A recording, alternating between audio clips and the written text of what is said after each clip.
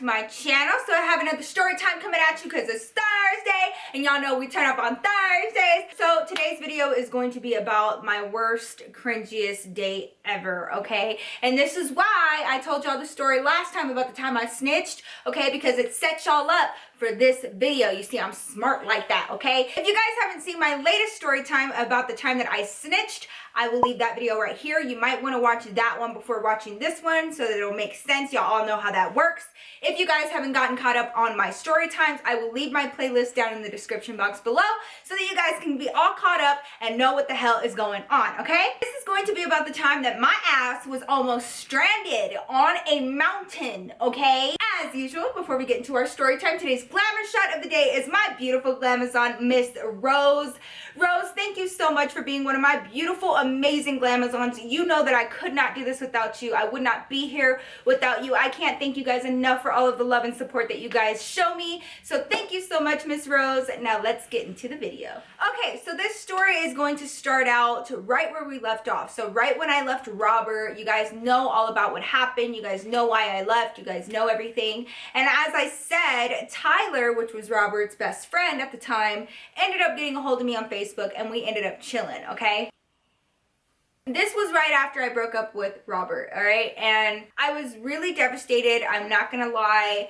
I was going through my first heartbreak. I get really, really attached and my heart gets really, really deep into it. And that's why I don't have like a whole lot of friendships and a whole lot of like relationships, because I'm one of those people that when people like hurt me, it really hurts me. So I feel like I have to like protect my heart in a lot of ways and make sure that I'm not just like giving it to anybody, you know what I'm saying? So I want to say it was like about a week of just me crying and being on the couch and eating ice cream, girl, and just like going through my shit. But I refused to talk to him. I refused to break. I refused. Like when I decide that I'm gonna say bye, it doesn't matter how much it hurts me. Even though I was so hurt and even though like I missed him so much, or I thought I did not reach out to him. I did not want to talk to him. Girl, I was so done. I even got a new phone. I got a new phone number. All that. I'm going through my breakup and I had my moment of just like crying and just being sad and grieving and just like fucking just heartbroken, okay? And then there comes a point in time when you have to get back up, and I got tired of crying and I didn't have any more tears to cry. When you get done like that by a fuckboy, you will never be able to understand their mindset. Ever. And the whole time I was grieving, I was trying to decipher what the fuck went on. I was trying to understand how things went so wrong, if I could have done something differently. But what I had to come to the realization of is that when somebody does some shit like that to you, it's not you that's the problem, it's them. And once I realized, why am I trying to figure Robert out? Why am I trying to figure out his actions when he's just a fuckboy? Like, that's just what it is. You will never be able to understand their mentality unless you're a fuckboy yourself. You see what I'm saying? Got to the point where I got back up, I dusted my shit off, I wiped my tears, and I got back to my life, and I moved the fuck on. No shade, no tea or nothing, but the minute I left Robert, my life became 10 times better. I got this amazing job downtown and it paid really, really well. And then I was able to get my Scion and buy my first car, no cosigner, no nothing. I paid for it myself. And I was like, on my grind, okay? I was doing my shit. I finally started to be open to the idea of dating again, which was huge because I had never dated outside of high school, okay? And now I'm 18, almost 19 years old. I don't know how the fuck to date outside of high school. All I knew was Robert, and now here I am starting over from scratch and I don't even know where to start. All I know is that I'm ready to move the fuck on. So we start going clubbing and it's just like, it's a shock to me, you guys. Like, I don't even know how to act. Like, I don't even remember how to like talk to boys because like I had not been single in so long. And for being a teenager, it seems like for fucking ever. Like, I had not been single since I was 16 years old. I have to figure out how to date again. It was so much fun. Like, honestly, me getting out of that relationship was like the best thing for me, because I was able to go to clubs and actually talk to whoever I wanted to talk to and give my number, real or fake, to anybody that I wanted to give it to. And I had so much freedom. Now, remember how I told you guys that Tyler had gotten a hold of me after I left Robert on Facebook, right? So Tyler messaged me on Facebook, and he ended up telling me what happened between him and Robert, and the fact that he made the decision to cut Robert out of his life after what Robert did to him. Tyler was so much fun to party with. Tyler and I started like clubbing together, and he would like meet me and Heather at clubs and like bring his friends. He already knew Heather, of course, because we all went to the same high school, and him and Heather and Robert were all the same age and graduated together, so Heather knew who Tyler was, right? But one night, Tyler had texted me and told me that he wanted me and Heather to go to this club that was just opening, okay? I get a hold of Heather. I tell her that Tyler has this club that he wants us to go to. We get ready, and Heather comes to my house. She gets ready at my house. Y'all know how we do. So we get to this club, and it's just opening, and we find like a little area. Y'all already know I like going to clubs and getting like a table or a couch, because I like to have somewhere to like sit and chill out in the club when I get tired, you know what I'm saying? Or like if I want to have a conversation with somebody, like I just always like having my own space inside of the club. So we immediately go over to some lounge couches, and we like reserve one for me and her and all of our friends, right? Tyler texted me earlier that day and was like, hey, I'm gonna meet you at this club tonight, and I'm gonna bring my friend Carlos. Do you remember Carlos? Carlos was a guy that had gone to high school with us, okay? He knew Robert. Robert was like always inviting dudes over to his house, because he had a basketball hoop in front of his house. So he would constantly invite like so many guys over to his house, and they would play basketball in the front, right? So at that time, while they were doing that, Heather and I would always chill on Robert's porch and just watch the boys play basketball. Well, I remember this kid would always come over and play basketball with the boys, and his name was Carlos. Now, Carlos was chubby. He was like really quiet. He was kind of nerdy. He wasn't a talkative person. Like, he was just real quiet, and he would come over and he would play basketball and then peace the fuck out. Like, you hardly ever heard anything from him. So Tyler had texted me and was like, hey, I'm bringing my friend Carlos. You remember Carlos? And I was like, yeah, I remember Carlos. Like, why the fuck are you bringing him? Like, Carlos just didn't seem like the clubbing type. So I told Heather, and I was like, yo, you remember Carlos, the little quiet kid? He's coming to the club tonight. And Heather was like, okay, like that's weird. So we knew that Tyler was gonna bring his friend, right? So we get to this club, we find a little lounging couch, and Heather and I sit there and we're waiting for all of our friends to get there. A few minutes go by, and then I see Tyler walk through the door, okay? And Tyler comes up to us, and I see this guy standing behind him. Tyler came up and hugged me, and Heather was like, hey, how are you guys, blah, blah, blah, right? And then he was like, Nikki, you remember Carlos? Girl, I shit you not. This was not the same Carlos that I remember, okay? Me and Heather both looked at him like, y'all, all of a sudden, this boy was 6'2", okay? He was tall as fuck, and he had lost so much weight and was like fit and shit. And I was like, Zam, Carlos. Like, he glowed up on that ass real quick. Like, I didn't even recognize him. I'm sitting there trying to get my bearings, because I was not expecting Carlos to look like that, okay? So all of a sudden, all of my attention was on Carlos. So Carlos and I end up talking like the whole night. We ended up sitting on that couch and just talking. And he was like, what happened between you and Robert, and blah, blah, blah. And so I told him, and he was like, dude, that's fucked up. And like, he was just like a really cool guy. Last call was about to happen. So the club was about to close, right? And Carlos was like, hey, do you want to have breakfast with me? And he just asked me, okay? He did not ask Tyler, and he did not ask Heather. He just wanted it to be me and him.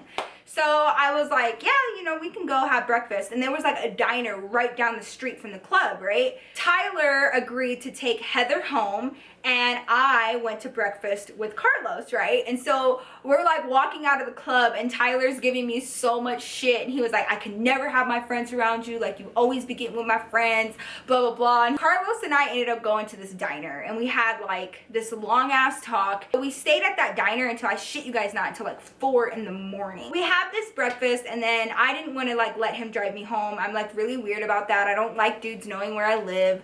So I had to convince him to let me take a taxi home. And so he ended up waiting for the taxi to get there. He put me in the taxi and then he went home. A few days go by and Carlos and I are texting back and forth, and you know, normal shit. I'm going to work or whatever, and he asked me to go on a date with him, right? So we were going on our first official date. I lived right by the shopping center, and I used to have him pick me up from there. I'm telling you guys, I was so weird about guys knowing where I lived. He took me to the movies, he took me to dinner, and then he took me back to the shopping mall, girl, and I walked the rest of the way. So I start talking to him, and I'm really trying not to get too attached. Like, I'm one of those people that when I start investing time into somebody, I can't help but start feeling emotions for that person. So I had to like really work hard to be like, girl, no, like this is nothing serious. You need to just have fun and just date him, okay? First date went really well. Now you guys, he had the nicest car. He had a black Mustang, y'all, and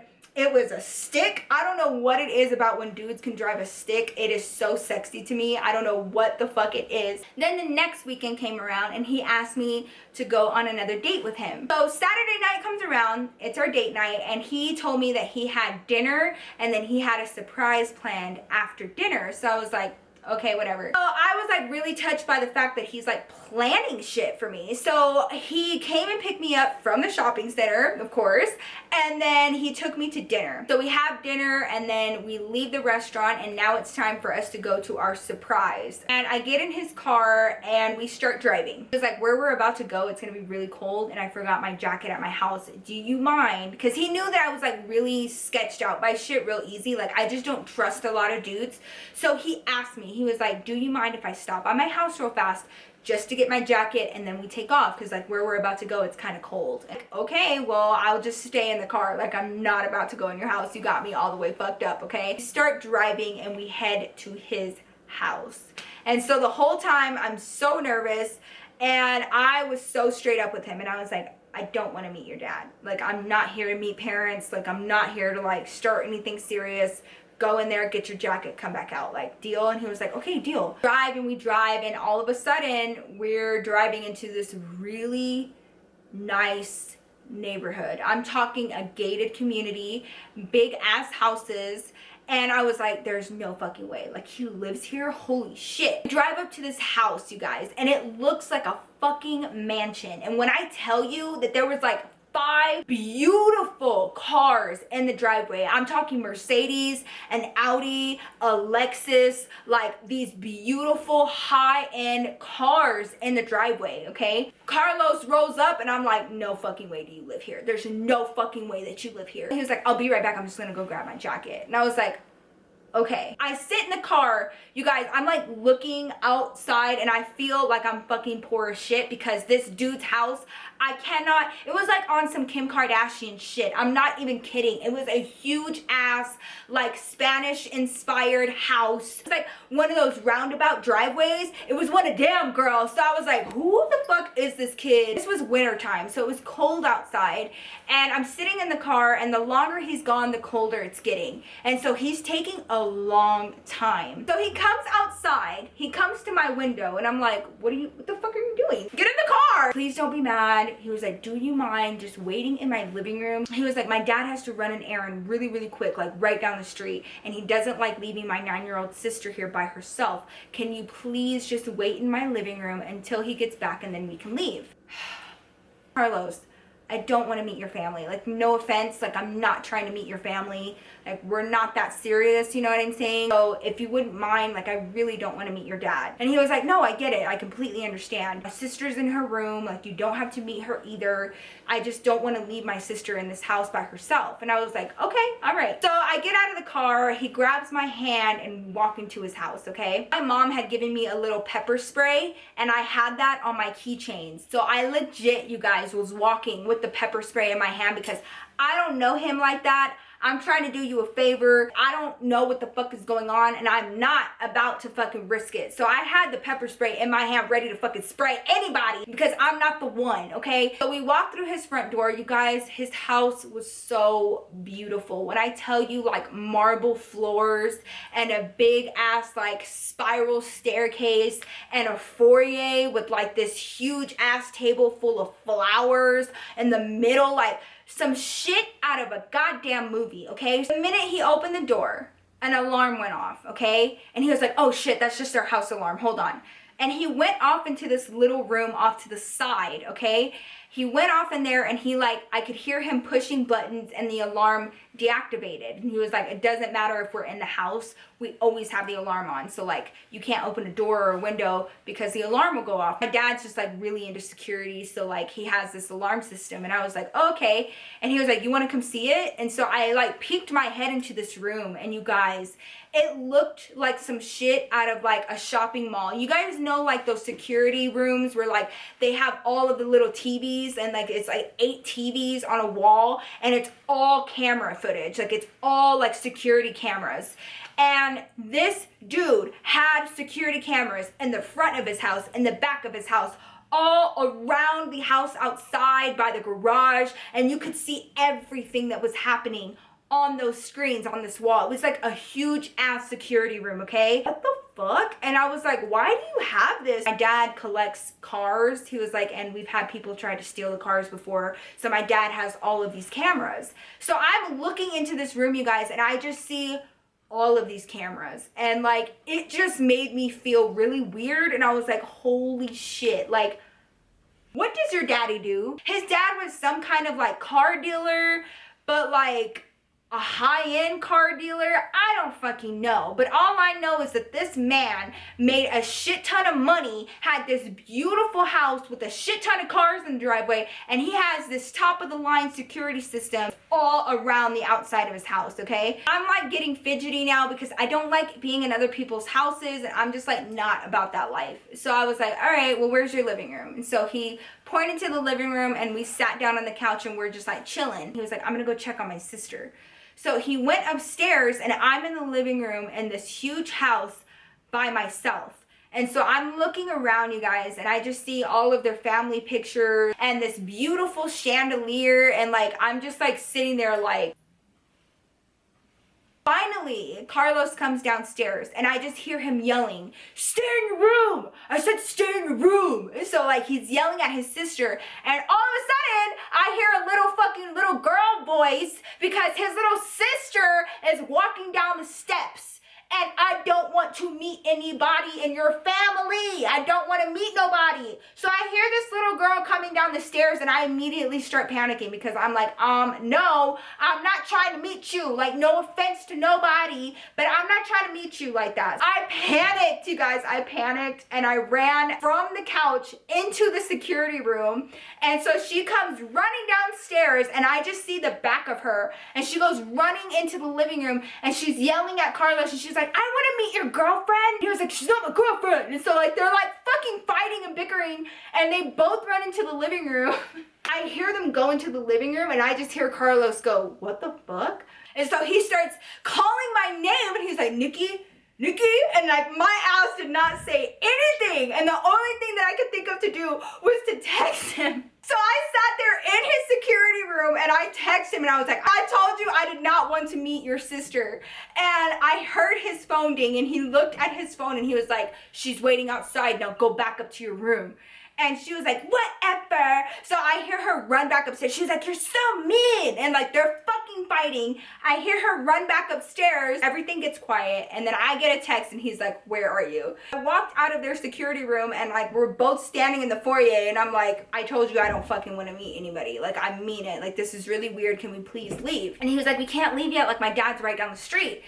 And I was like, well, I don't want to meet your dad either. Can we just like leave a few seconds before him? Like, Carlos, like I'm not ready to be meeting anybody's family. Here's the thing is that I had just gotten out of a serious relationship and I was still really jaded by that and I was still really hurt and shit. And I'm not trying to meet your family. I don't know what you think this is, but we are not in a relationship just yet. And I'm not trying to meet nobody. Like, I'm just trying to have my fun and I'm trying to go and have dinner and go to movies and shit. So I was like, I started like getting anxiety and I was like, I just don't want to meet anybody. Like, I'm not trying to like be meeting your family like I'm your girlfriend, Carlos, because I'm not. And so when I said that, he kind of got like, not hurt, but you could tell that he was just like, okay, like shit, all right. So he texts his dad and told him that we were gonna leave. He sets the alarm to his house. We walk outside and I beeline it to his car and I'm like, I am leaving. This is some bullshit. So when we got back in the car, it was really fucking awkward because I fucking caused a scene. I hid in his security room because I wasn't trying to meet his sister.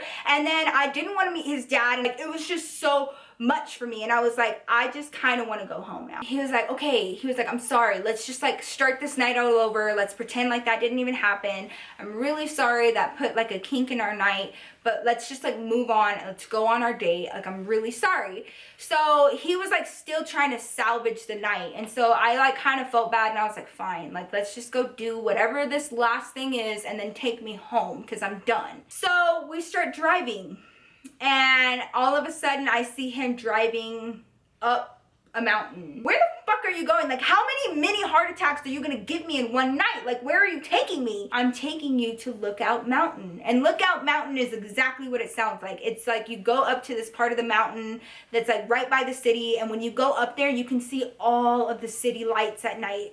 And it's like the place that like teenagers go when they want to like go fuck around. And we start driving up the mountain and he puts on some music and he was like, please just relax. Like, I'm not gonna hurt you. Like, I just want to have a good time. All right, I'm just gonna calm my shit. I'm just gonna calm my shit because up until this point, you guys, I had been such a stress ball and I was just so stressed out. So I like finally decided to just breathe. Everything is gonna be fine. We're gonna go up to Lookout Mountain. We're gonna have a good time and then he's gonna drop me off at home. That's how things are gonna happen. It's fine. We get up to the top of the mountain and we park and there are like other cars parked next to us. We're sitting at the edge of the mountain and we can see everything, you guys. It is the most breathtaking view you'll ever see in your life. And I start feeling awkward kind of because I haven't even kissed this boy yet. Like, we haven't kissed, we haven't done anything. And so like this is like the perfect setup for him to try something. And you know that feeling as a girl when you're like, this dude's about to try something, like fuck. This is where we had our first kiss. And he had leaned over and it's like all romantic and it was the perfect setup. This boy knew exactly what the fuck he was doing. You know when you can feel it, like you can feel this spark, and there was no spark with him. Like when I kissed him, it was just a kiss. And I was like, oh my God, like I'm not as into him as I thought I was. Like, this is such a bad idea. I want to go home. And I didn't want to do anything else. I didn't want to like go any further. So I was like, oh, you know, I think I messed up my lipstick. So I pulled down his mirror. I had my lipstick in my purse. So I pull it out and I start reapplying because I didn't know what else to do. I was like trying not to make it awkward. I didn't want to like make out with him. Like I'm not that type of person. So like this was just a really awkward situation for me. So I'm sitting there and I'm reapplying, okay? Carlos was like, you have beautiful lips. Like, I love your lips. And I was like, ah, oh, thanks, you know, and like, I'm putting on my lipstick, right? I would love to see your lips kiss me somewhere else. He leaned back his chair when he said that, like, this is about to happen. Bitch, what? Are you serious? Boy, that was his way of asking me to give him head. I don't know who the fuck you're talking to, but it ain't me because I ain't no hoe like that. Like, are you out of your goddamn mind? Take me home right now. Now I'm stuck on top of a mountain, girl, in the middle of the night. My worst fucking nightmare, okay? It's coming true, it's happening, and I had no idea what to do. I thought it was normal, like I didn't know that you were gonna act like this, like I'm sorry, like I didn't mean to offend you. And I was like, I don't give a shit, Carlos. Take me home. And this boy for real looked at me and said, no, have you done this before? Like, have you brought girls up here and gotten them to do that for you? And he just looked at me and he goes, yeah. And I was like, ah, what the fuck? Hey, I don't know what kind of bitches you're fucking with, but I'm not the one. I was like, so since you don't want to take me home, that's absolutely fine. I will find my own ride home. So I jumped out of his car. And so I'm like calling my mom because I'm about to have my mom come pick me up. I'm not about to play this shit. I'm not going to stay in your car. I'm not going to be at your mercy. So I start walking. I'm walking down this mountain and I'm so fucking mad. It is pitch dark out there and I'm like trying to call my mom. He runs after me. He's like walking behind me. He's like, Nikki, please. Like, Nikki, stop. And I turned around and I was like, are you going to take me home? And he was like, yes, I will take you home. And I was like, great, thanks. So I stormed back to his car. I get in the seat. I put my seatbelt on and I just fucking sit there like, hurry up, take me home. We are silent the whole way home. I'm so turned off by him. I'm just so fucking grossed out, like, ew, you're so nasty. Like, you probably have some type of STD or some shit with your nasty ass. Now, keep in mind, this was our second date, okay? Our second date that he thought this shit was okay. And I was like, I don't know what kind of woman would let you take her to dinner, take her up a mountain, and she's okay with doing that shit to you. And so I was like completely turned off. I wanted nothing to do with him. I was like, ew, you're so fucking gross. Like, you're like every other fuckboy out there. I cannot even believe it. Drives into the shopping center and he was like, Nikki, before you get out of the car, like, I'm really sorry. And I was like, no. I said, you're not sorry for asking me that. I said, you're used to fucking doing that to girls. You're used to asking that of them. I said, you're sorry because I said no. No fucking female owes you that just because you chose to take her on a date. I was like, I don't know where you get that from. I'm just like really grossed out by you. I got out of the car, you guys, and I walked my ass home. It was like a block or two away. And the whole time I'm just reeling because I had never had a dude just blatantly ask for something like that. Like, the fuck? Ew, that's so nasty. No. They're not even taking us on dates because they want to spend time with us. They're taking us on dates because they think that they're gonna get that out of it. And it's so fucking sick, and it just like turned me off, okay? And so I stopped talking to him. I legit stopped talking to him because of that. So yeah, that was the story about the time that my ass almost got stranded on the top of a mountain because of this dude right here that thought it would be okay to ask me for some shit like that on our second date, okay? I am the wrong person to do that shit to because I will never talk to your nasty ass again. So I hope you guys enjoyed this video. If you did, don't forget to give me a huge thumbs up. Let me know your thoughts down below. Let me know if you've ever been asked to do some shit like that. Also, don't forget to follow me on all of my social media, including my Facebook page, my Snapchat, Instagram, and Twitter. I will leave all of that information down below for you guys. Also, it'll be on my outro screen. Also, don't forget to hit that subscribe button to be notified of all of my new videos, especially story times that are here on my channel every single Thursday. Thank you guys so much for all of your love and support. I could not do this without you. You guys mean the entire world to me. I love you guys, and I will see you guys in the next video. Peace out.